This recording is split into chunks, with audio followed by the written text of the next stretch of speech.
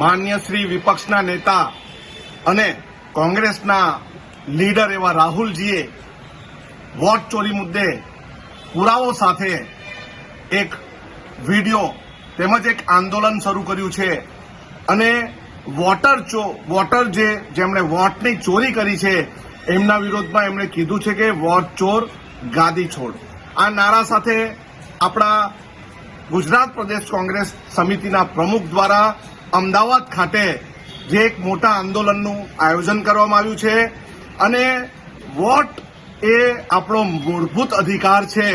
કોઈ પણ સમાજ હોય, આદિવાસી હોય, મુસ્લિમ હોય, દલિત હોય, ઓબીસી હોય, ઉચ્ચ વર્ગ હોય, મધ્યમ વર્ગ હોય, ગરીબ વર્ગ હોય, દરેકને એક મત આપવાનો અધિકાર છે. પરંતુ વર્તમાન સમયમાં એ મતની ચોરી કરી લેવામાં આવી છે અને સત્તા પર જે બેઠા છે એમના માટે વોટ ચોર ગાદી છોડના નારા સાથે અમદાવાદમાં આવનારી 31 તારીખે 31મી ઓગસ્ટે બપોરે 3 વાગે જંગી રેલીનું આયોજન કરવામાં આવ્યું છે.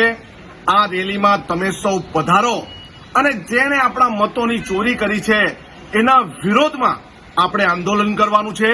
એ આંદોલન માટે દરેકને અમારી વિનંતી છે કે તમે આવો અમદાવાદ અને પોતાના મતનો અધિકાર અને પોતાના મતનો હિસાબ માંગો.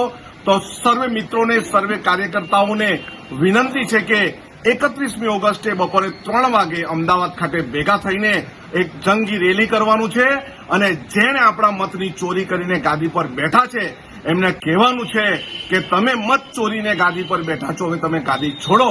તો સર્વે મિત્રો આ દિવસે તમે સૌ ભેગા થઈને, આપણે સૌ ભેગા થઈને પોતાના મતનો હિસાબ માંગીએ અને બધા જ આ આંદોલનમાં જોડાવો એવી સૌને વિનંતી. જય આદિવાસી, જય ભારત, જય ગુજરાત.